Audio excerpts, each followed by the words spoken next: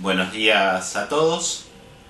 La idea es dar un panorama acerca de el rol de las fuerzas policiales, de seguridad y también de las policías privadas y otros grupos afines en la sociedad actual. Para lo cual primero tenemos que hacer algunas referencias generales. En primer lugar, la policía, al igual que el Estado, no es el mismo de una vez y para siempre y sufre variaciones. La policía tampoco es una institución que existe desde el origen mismo del Estado. La policía actual es un producto de fines del siglo XIX e incluso de los principios del siglo XX. Para dar algunos ejemplos, en la policía de la capital argentina, el primer jefe de policía famoso es Ramón L. Falcón, que era un militar de carrera. Esto es una demostración de que todavía la fuerza policial se encontraba en un periodo transicional, en el cual aún estaba tomando tareas de las que ejercían previamente las fuerzas militares. Tanto las fuerzas militares como las fuerzas policiales y de seguridad tienen como objetivo final el mantenimiento del statu quo de un Estado determinado. El rol de fuerzas armadas, de seguridad o policiales no es hacer una revolución en un Estado, sino que es mantener el Estado como está. Precisamente por eso, en algunos momentos habrá más o menos énfasis en una u otra fuerza, según quiénes sean los enemigos y cuál sea la táctica y la estrategia de la fuerza dominante, pero nunca puede pensarse en una fuerza tendiente a realizar grandes cambios, excepto que estemos en un estado, en una situación muy particular, en un estado en plena disputa, que no es la situación hoy en día en la Argentina, por supuesto. Algo de eso puede haber, por ejemplo, en Venezuela, donde hay distintas concepciones acerca de qué roles se deben cumplir, pero en la Argentina parece no haber ninguna fuerza policial, militar o de seguridad que piense en la necesidad de un Estado socialista, ni nada que se le parezca. Pensar entonces en las fuerzas militares, de seguridad o policiales como fuerzas que defiendan los derechos humanos es cuanto menos un absurdo, es pedirles algo que de ninguna manera van a conseguir. O es parte de una operación simplemente de lavada de cara. Hace algunos años, en la revista publicada por el Comando Sur de los Estados Unidos, decía que las fuerzas especiales eran una herramienta ideal para la defensa de los derechos humanos. Entonces, solamente en publicaciones tan poco serias como esa se puede sostener algo así. Entonces, lo que hay que partir es por ver que si en una sociedad hay grandes desigualdades, como en la sociedad argentina, las fuerzas que sostengan esas grandes desigualdades necesariamente van a ser violadoras de los derechos humanos. No puede sorprendernos entonces que existan prácticas sistemáticas de gatillo fácil, de tortura, de represión policial en general hacia los pobres. ¿Por qué? Porque esa represión generalizada hacia los pobres ayuda a internalizar en los pobres esta idea de que nada deben hacer para cambiar el orden natural para esa sociedad, que sería seguir siendo pobres. Por eso en algunas ciudades hay personal policial que impide a los pobres llegar a las áreas centrales de la ciudad, o en otras se organizan distintos tipos de mecanismos para evitar que los pobres sean visibles. En algunos casos esto ha llegado hasta la construcción de murallas para separar los barrios pobres de los barrios de clase media de los barrios ricos. Uno de los ejemplos más visibles de esto fue en la última dictadura militar, en época del Mundial de Fútbol. Pero ha habido ejemplos más recientes en la provincia de Buenos Aires, alguno de los cuales terminó felizmente con la destrucción del muro por parte de los vecinos. En la actualidad, el sujeto principal de las represiones, tanto de las represiones hacia los pobres en general, como de la otra vertiente de la represión, que es la represión especial dedicada hacia los que reclaman por sus derechos o por los derechos de otros, no es ya el ejército, ni la marina, como fuera en otros tiempos, sino que son las fuerzas policiales y de seguridad.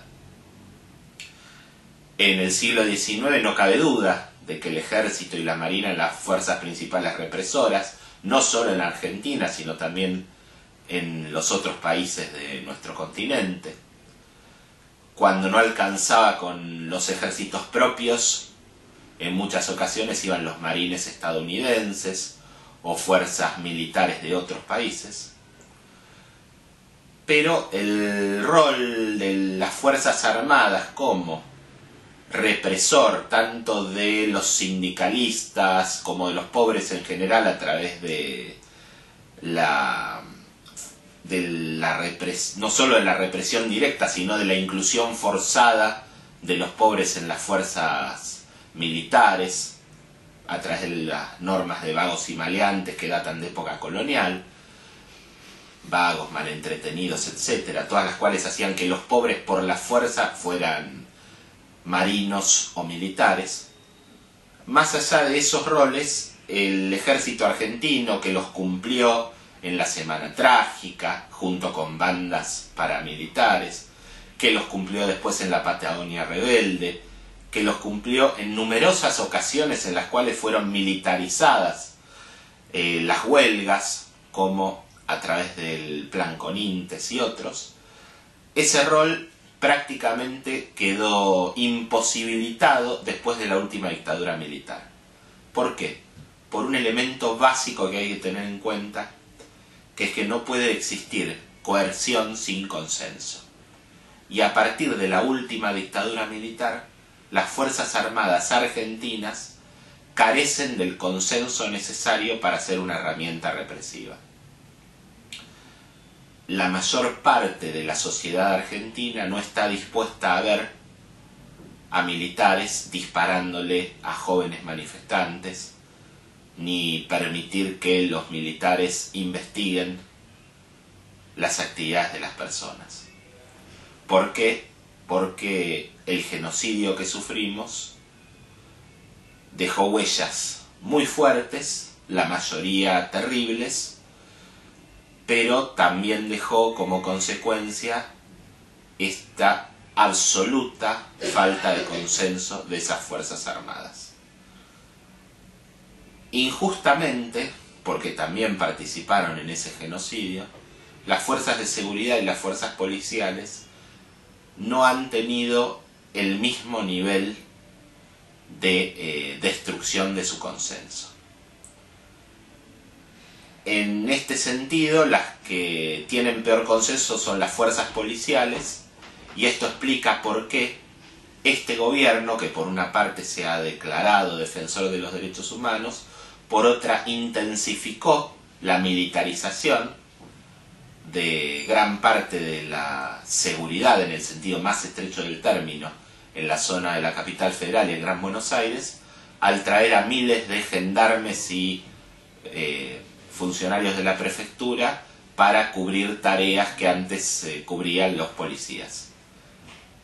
¿Por qué hablo de militarización? Porque las fuerzas de seguridad son una fuerza más militarizada aún que las policiales. Es un eslabón intermedio entre las fuerzas militares y las fuerzas policiales, con lo cual en la escala represiva es un aumento. El hecho de que gocen de mejor consenso que las fuerzas policiales probablemente se deba, por una parte, al desconocimiento de los hechos que cometieron, y por otra que hasta el momento no habían actuado en forma permanente ante la vista de la sociedad. Entonces, al no actuar en forma permanente, los negociados cotidianos, su manejo de lo que algunos autores llaman la zona gris del Estado, o sea, de este entrecruzamiento de negocios espurios entre algunos empresarios, grupos delictivos y las fuerzas de seguridad, entre otros nucleamentos estatales, no quedaba tan claro en el caso de prefectura y gendarmería. Pero no podemos olvidar que en cada represión importante, no solo en la época de la dictadura, sino en las posteriores, gendarmería y prefectura jugó también un papel. Por ejemplo, en el Puente Pueyrredón, la policía bonaerense fue la que asesinó a Costecchi y Santillán, pero también participaron la Gendarmería Nacional y la Prefectura en las acciones en la zona del puente. En el puente que une Corrientes con el Chaco, la primera masacre de la época de la Alianza, con 2 manifestantes asesinados, actuaron también Gendarmería y Prefectura. Esa masacre todavía hoy continúa impune después de 14 años de sucedida. Y así sucesivamente podemos recordar las fuertes represiones por parte de personal de Gendarmería y en algunos casos de Prefectura a lo largo de la década de los 90, especialmente en los pueblos petroleros del noroeste y otros lugares como Neuquén o aún más al sur. Entonces esas fuerzas, lejos de ser las fuerzas limpias, sin mácula que nos plantean desde algunos sectores, son fuerzas que de ninguna manera son más garantizadoras de los derechos humanos que las policías locales o la Policía Federal. ¿Cómo podemos definir las policías argentinas? Obviamente las policías argentinas son un producto de la historia de nuestro país. Y como tal, todas ellas tienen una muy fuerte impronta, entre otros elementos, del último genocidio. Pero esto no es lo único que tienen. Por ejemplo, la Policía Federal Argentina, ya en su antecedente, la Policía de la Capital, tenía claramente el germen de 2 de sus peores taras actuales. La de la persecución hacia los que reclaman por sus derechos, pero también la persecución general hacia los pobres. Ramón L. Falcón, este militar que fue uno de los jefes más famosos de la Policía de la Capital, reivindicado expresamente por la Federal, que hasta hace poco le daba su nombre a la escuela de cadetes de la fuerza, era un hombre que, además de haber sido el jefe de la masacre en la Plaza Lorea, en un 1 de mayo de principios de siglo, iba a la cabeza de sus hombres a desalojar a los inquilinos en las huelgas también de los primeros años del siglo XX. Por eso fue muerto por un anarquista. Entonces, después de Ramón L. Falcón, tenemos otros personajes como Leopoldo Lugones hijo, que fue el primero en nuestro país que utilizó la picana eléctrica en la década del 30, cuando se creó la sección especial de lucha contra el comunismo, cuya práctica, más allá de algunos cambios formales, fue permanente en las fuerzas de la Policía de la Capital y luego de la Policía Federal Argentina. Pero la Policía Federal actual, por más anuncios que se han realizado, no ha de ninguna manera cambiado en el fondo ninguna de sus prácticas, ni ha cambiado tampoco su normativa. Las normas de la Policía Federal Argentina son fundamentalmente normas de sucesivas dictaduras. Y esas normas le permiten incluso modificar su composición interna tantas veces como quiera, sin necesidad de una orden ministerial. El jefe de la Policía Federal puede disolver una repartición o crear otra, siempre que no modifique el presupuesto, sin pedirle autorización a nadie. Y en muchos periodos lo ha hecho sin, como decía, ningún tipo de autorización. Voy a dar el ejemplo de una de las partes de la Policía Federal Argentina que han demostrado esta íntima vinculación entre la posibilidad de permanecer de incógnito y la represión interna. En diciembre del 83, la Federal, por una orden del día interna no conocida desde afuera, aunque debió haber sido conocida obviamente por los jefes políticos, crean el Departamento Protección del Orden Constitucional. ¿Cuál iba a ser su rol? Teóricamente, proteger al orden constitucional. En realidad, perseguir a todo grupo de izquierda. Cuando, después de destruir evidencias vinculadas al atentado de la AMIA, el DEPOC cayó en desgracia, otra orden del día lo disolvió y creó con el mismo personal un nuevo departamento que se llamó Departamento de Seguridad de Estado. Cuando en el año 2000 se descubrió que una espía era la amante de un diputado peronista de la ciudad, el jefe de policía se tomó 1 o 2 días para pensarlo y después anunció que no, que en realidad ellos no tenían ningún área de inteligencia. Y era verdad, la acababa de disolver por otra orden del día. Y Asuntos Nacionales, que era la infiltración en partidos políticos, pasó a ser incorporado también al Departamento de Seguridad de Estado.